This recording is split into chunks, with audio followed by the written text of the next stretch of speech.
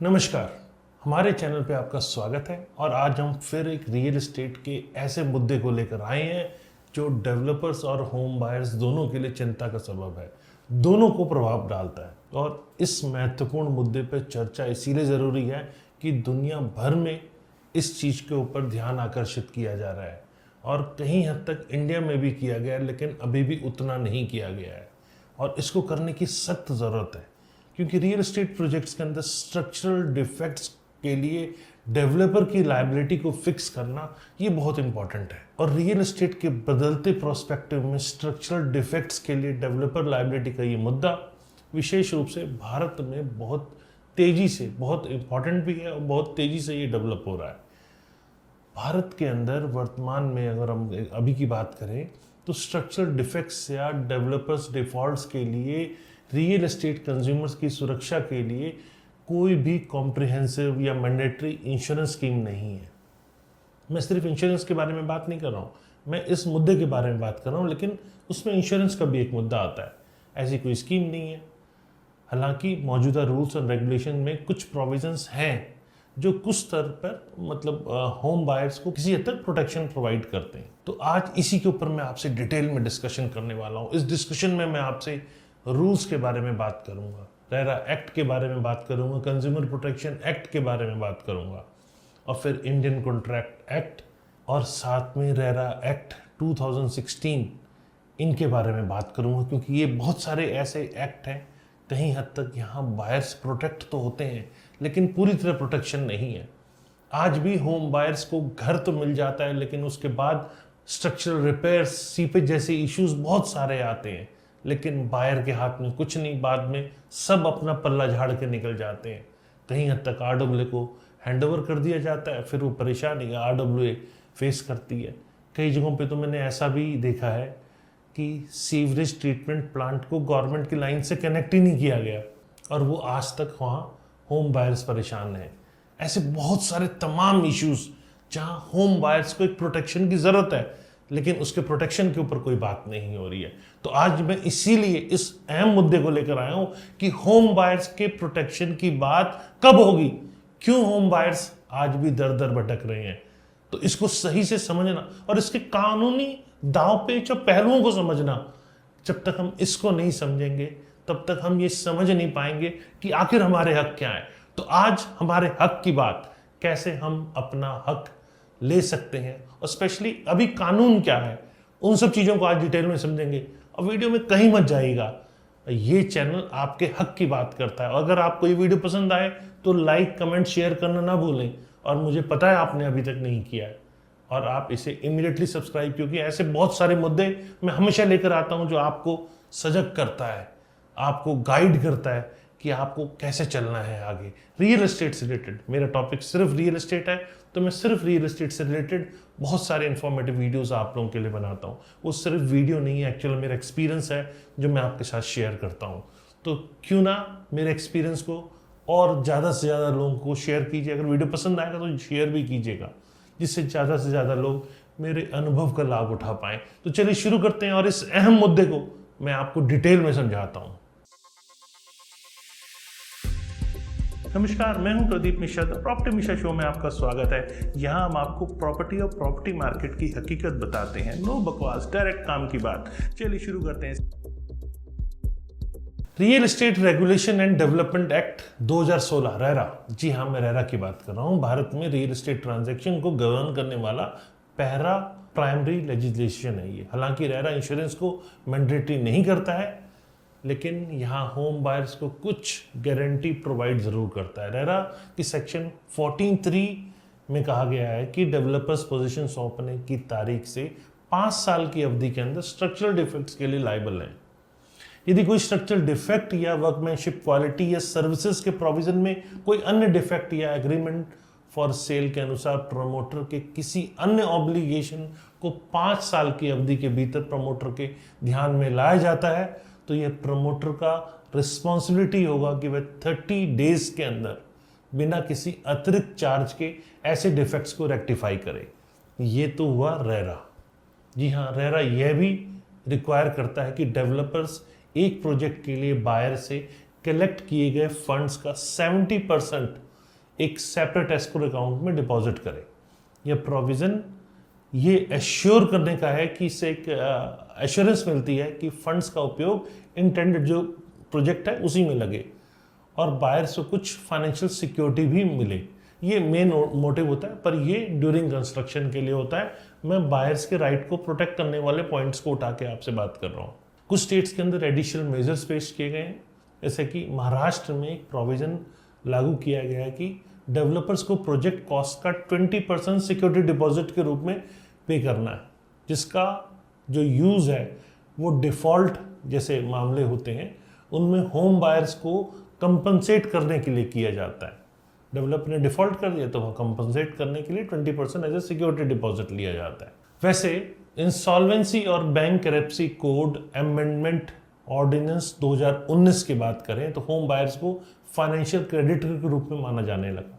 इससे उन्हें resolution process में एक ये तो मिल गया कि हाँ आपकी जो कैटेगरी है वो फाइनेंशियल क्रेडिटर हो गई, और डेवलपर के बैंकरप्ट होने की स्थिति में उनकी इन्वेस्टमेंट को रिकवर करने के चांसेस में भी इम्प्रूवमेंट हो गई। ये तो ठीक है, यहाँ पे भी बायर्स के हक को प्रोटेक्ट किया गया। और कुछ प्राइवेट डेवलपर्स वारंटी प्रोग्राम भी ऑफर करते हैं। वहाँ एक फिक्स टाइम के लिए कवरेज प्रोवाइड करने के लिए इंश्योरेंस कंपनी के साथ टाई अप भी करते हैं, लेकिन ये स्टैंडर्डाइजेशन नहीं है। कवरेज और ड्यूरेशन के मामले में कॉम्प्रिहेंसिव रूप से ये आपस में अलग अलग नज़र आते हैं। बहुत ज़्यादा मुझे कहीं बायर्स के सारे राइट एक जगह प्रोटेक्ट होते नज़र नहीं आते हैं। अब इम्पॉर्टेंट बात क्या है? इम्पॉर्टेंट बात यह है कि यूके या फ्रांस जैसे कंट्रीज़ के अंदर एक मैंडेटरी इंश्योरेंस स्कीम पेश करने के बारे में बहुत ज़्यादा जो ये मामला इस टाइम तेज़ी में है, लेकिन ये अब तक नेशनल लेवल पर ऐसी कोई स्कीम लागू ही नहीं हुई है। जबकि भारत में रियल एस्टेट कंज्यूमर्स के लिए प्रोटेक्टिव मेजर्स हैं, जैसे कि रेरा के माध्यम से रियल एस्टेट सेक्टर में स्ट्रक्चरल डिफेक्ट्स या डेवलपर डिफॉल्ट के लिए विशेष रूप से कॉम्प्रिहेंसिव मैंडेटरी इंश्योरेंस या गारंटी सिस्टम नहीं है, लेकिन मौजूदा में कुछ प्रोटेक्शन ज़रूर दिए हुए हैं, जिससे लीगल लायबिलिटी और फाइनेंशियल सेफगार्ड के रूप में प्रोटेक्शन मिल जाता है, लेकिन इंश्योरेंस पॉलिसी के रूप में नहीं मिलता है। रेरा ने कई तरीकों से अपने आप को जस्टिफाई किया है। वैसे रेरा एक गेम चेंजर भी रहा है और विशेष रूप से डेवलपर्स को उनकी कंस्ट्रक्शन क्वालिटी के लिए अकाउंटेबल भी मानता है। वो उसके लिए उसे पेनलाइज भी करता है। एक्चुअल में अगर बात करें तो रेरा जो निर्धारित 5 साल की लायबिलिटी पीरियड है उसमें अक्सर मिनिमम स्टैंडर्ड के रूप में देखा जाता है। बहुत बड़े उसके अंदर चीज़ें कवर नहीं हो रही, मिनिमम स्टैंडर्ड चीज़ें कवर हो रही हैं। और एक्चुअल में अगर हमसे प्रैक्टिकल की बात करें तो इंडियन कोर्ट्स के अंदर अक्सर इस लायबिलिटी को एक्सटेंड किया गया है, और स्पेशली जो सीवियर स्ट्रक्चरल डिफेक्ट्स हैं उनके मामले में, जहां judicial interpretation extended developer liability के ग्लोबल ट्रेंड के अकॉर्डिंग है। जैसे कि यूनाइटेड किंगडम में नए घर के लिए एक मैंडेटरी होता है 10 साल की स्ट्रक्चरल वारंटी, और उसके द्वारा उसे कवर कराया जाता है। अगर डेवलपर नहीं करता तो स्ट्रक्चरल वारंटी आपके पास है, आप जाके इंश्योरेंस से कवर ले लीजिए।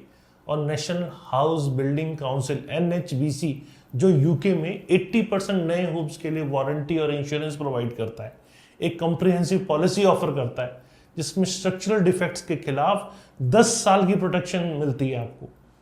और NHBC डाटा के अनुसार अकेले 2020 की बात करें तो करीब 57,000 से अधिक क्लेम और रिजोल्यूशन किए गए हैं, जो कि लॉन्ग टर्म प्रोटेक्शन के लिए बहुत इंपॉर्टेंट है। उससे ये इशू हाईलाइट होता है कि लॉन्ग टर्म प्रोटेक्शन कितना ज़रूरी है। चलिए अब समझते हैं इंडियन कॉन्ट्रैक्ट एक्ट 1872 क्या कहता है इसके ऊपर।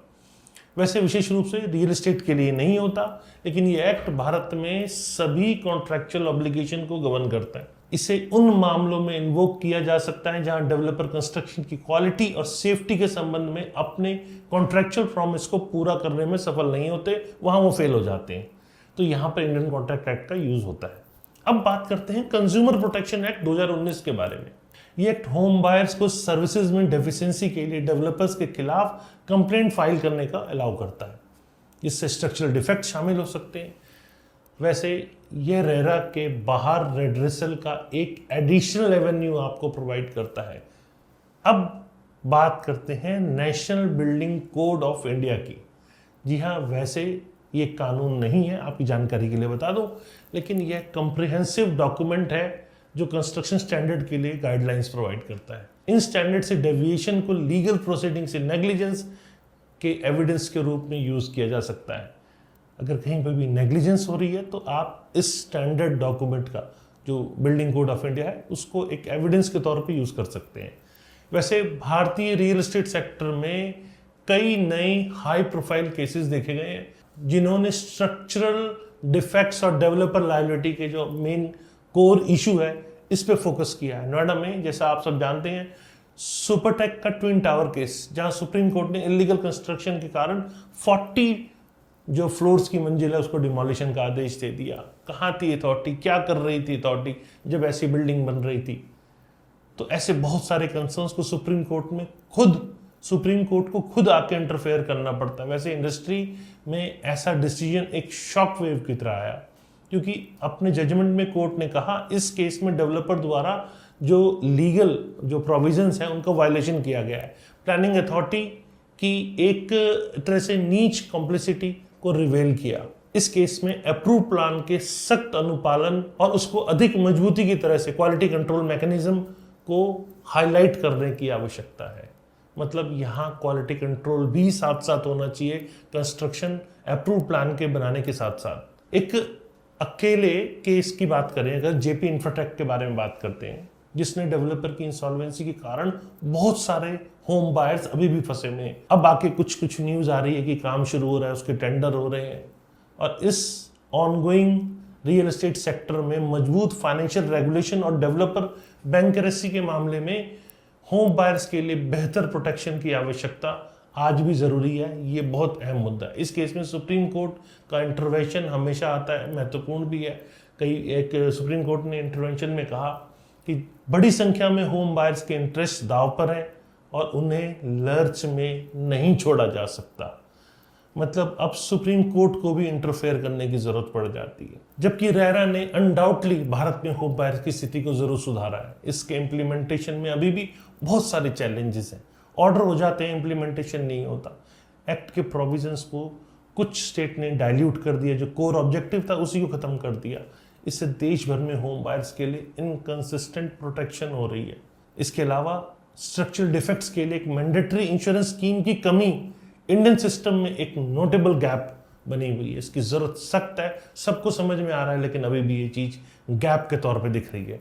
इंटरनेशनल प्रैक्टिसेस को अगर हम देखें तो फ्रांस अपने डेसिनियल लायबिलिटी सिस्टम के साथ एक इंटरेस्टिंग मॉडल ऑफर कर रहा है। वो क्या है? फ्रेंच कानून के तहत हम बात करें तो सभी नई बिल्डिंग को 10 ईयर इंश्योरेंस पॉलिसी द्वारा कवर किया जाना चाहिए, जो ऑनर्स को मेजर स्ट्रक्चरल डिफेक्ट्स के खिलाफ प्रोटेक्शन प्रोवाइड करता है। ये सिस्टम जो 1978 से लागू है, डेवलपर और होम बायर्स दोनों के लिए एक सेफ्टी नेट प्रोवाइड करता है। French federation of insurance company के अनुसार 2019 में कंस्ट्रक्शन इंश्योरेंस पे आउट 1.7 बिलियन यूरो तक पहुंच गए, जो कि प्रोटेक्शन के स्केल और इंपॉर्टेंस को डेमोस्ट्रेट करता है। ऑस्ट्रेलिया की बात करते हैं। ऑस्ट्रेलिया में स्ट्रक्चरल डिफेक्ट्स के लिए स्टैट्यूटरी वारंटीज आमतौर पे 6 साल तक एक्सटेंड होती है, जो स्टेट के अनुसार थोड़ा डिफरेंट होता है। न्यू साउथ वेल्स की बात करें तो जिनमें बिल्डर्स और डिजाइनर्स द्वारा होम ऑनर्स के प्रति ड्यूटी ऑफ केयर शामिल है, जो वर्क के कंप्लीशन को 10 इयर्स तक की एक्सटेंडेड वारंटी प्रोवाइड करता है। मतलब वर्क ऑफ कंप्लीशन जो है आपका 10 ईयर तक की ड्यूटी ऑफ केयर इसके अंदर आपको करनी पड़ेगी। ये reform high profile defect cases के जवाब में आया है, जैसे कि 2018 में सिडनी में ओपल टावर इवैक्यूएशन, जिसमें कंस्ट्रक्शन क्वालिटी इश्यूज को पब्लिक डिबेट के सेंटर में लाया गया। सिंगापुर का building and construction authority construction quality के लिए एक बड़े कड़े स्टैंडर्ड बनाता है। सिंगापुर में डिफेक्ट्स लायबिलिटी पीरियड आमतौर पे 12 महीने का होता है, लेकिन ये कंस्ट्रक्शन पीरियड के दौरान स्ट्रिंजेंट क्वालिटी कंट्रोल मेजर्स द्वारा कंप्लीमेंट किया जाता है। इसे पहले ही चेक कर लो ना क्वालिटी कंट्रोल, बात की जरूरत क्या है? यहाँ तो होता नहीं है ऐसा। और बीसी का construction quality assessment system construction standards को बढ़ाने में इंस्ट्रूमेंटल रहा है। बीसीए डाटा के अनुसार रेजिडेंशियल प्रोजेक्ट्स के लिए एवरेज जो स्कोर है, जो कंस्ट्रक्शन क्वालिटी असेसमेंट सिस्टम का जो स्कोर है, वो 1989 में 67.9 से बढ़कर 2020 में 88.6 हो गया, जो कि हाल के वर्षों की बात करें तो कंस्ट्रक्शन क्वालिटी में इसमें देखी जाए तो सिग्निफिकेंट इंप्रूवमेंट दर्शाई गई, मतलब इंडिकेशन जो था वो सिग्निफिकेंट इंप्रूवमेंट का था। और वहीं भारतीय कंटेक्स्ट में चैलेंजेस को एड्रेस करने और दुनिया भर में बेस्ट प्रैक्टिसेस को इनकॉर्पोरेट करने के लिए कई सॉल्यूशंस इंपॉर्टेंट है जिस पे हमें विचार करने की जरूरत है। सबसे पहले स्ट्रक्चरल डिफेक्ट्स के लिए मैंडेटरी लायबिलिटी पीरियड 5 साल से बढ़ाकर 10 साल तक एक्सटेंड करना भारत को इंटरनेशनल स्टैंडर्ड के रूप में उस लेवल पे लाके खड़ा कर देगा, होम बायर्स को बेहतर प्रोटेक्शन प्रोवाइड करेगा। इसे फ्रेंच मॉडल की तरह mandatory structural defect insurance scheme की शुरुआत से कॉम्प्लीमेंट किया जा सकता है।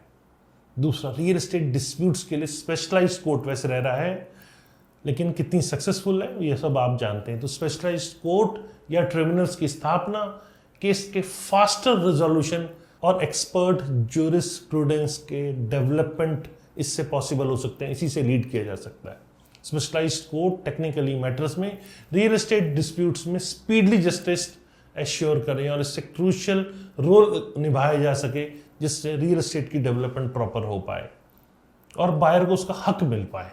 तीसरा, डेवलपर इंसॉल्वेंसी के मामले में बायर्स की रक्षा के लिए एक सेंट्रलाइज फंड का निर्माण एक एडिशनल सेफ्टी आपको प्रोवाइड करेगा, होम बायर्स को प्रोवाइड करेगा।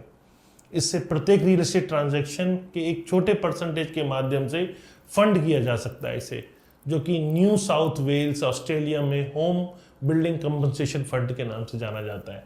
अलग अलग कंट्रीज पे कुछ ना कुछ कर रही है। इसके अलावा अगर हम बात करें तो डेवलपर के ट्रैक रिकॉर्ड के आधार पर एक ट्रांसपेरेंट रेटिंग सिस्टम हो, इसको इम्प्लीमेंट करना बायर्स का इन्फॉर्म डिसीजन लेने में मदद कर सकता है और क्वालिटी कंस्ट्रक्शन को इंसेंटिवाइज कर सकता है। इसे सिंगापुर के BCA क्वालिटी मार्क स्कीम पर मॉडल किया जा सकता है, जो डेवलपर्स को उनकी कंस्ट्रक्शन क्वालिटी और आफ्टर सेल सर्विस के आधार पर रेट करता है। तो अंत में नेशनल बिल्डिंग कोड के इन्फोर्समेंट को मजबूत करना और मौजूदा बिल्डिंग के लिए पीरियोडिक सेफ्टी ऑडिट्स की शुरुआत करना स्ट्रक्चरल इश्यूज को क्रिटिकल होने से पहले प्रिवेंट करने में मदद कर सकता है। जब हो ही जाएगा तो आप क्या करोगे, उससे बेटर है पहले ही अगर स्ट्रक्चरल इश्यूज को आप पीरियोडिकल सेफ्टी ऑडिट से चेक कर लो तो वो पहले ही प्रिवेंट हो सकते हैं। ये प्रोएक्टिव अप्रोच जापान जैसे देशों में सफल रहा है, जहां स्ट्रिक्ट बिल्डिंग कोड्स और रेगुलर इंस्पेक्शन ने बिल्डिंग सेफ्टी में सिग्निफिकेंटली इंप्रूव किया है। तो अंत में कंक्लूड कर देता हूं आपको ये सारी चीजें।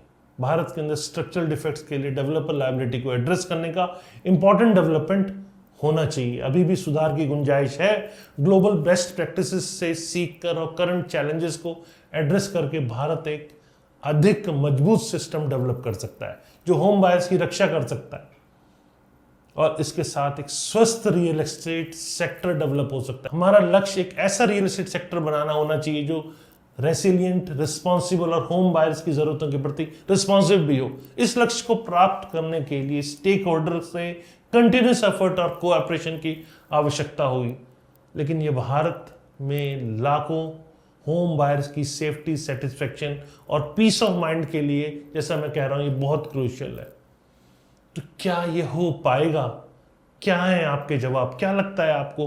क्या इंडिया के अंदर बायर्स के हक का ध्यान रखा जाएगा? मुझे आप कमेंट सेक्शन में बताइए। क्या इन बेस्ट प्रैक्टिसेस को इंडिया के अंदर भी इंप्लीमेंट किया जाएगा या सिर्फ टैक्स कलेक्शन के लिए ही अदर कंट्रीज को फॉलो करके इंडिया में टैक्स कलेक्ट किया जाएगा? यहाँ बायर्स के हक की आवाज क्या सरकार उठा पाएगी? क्या उसको उसका हक दिला पाएगी?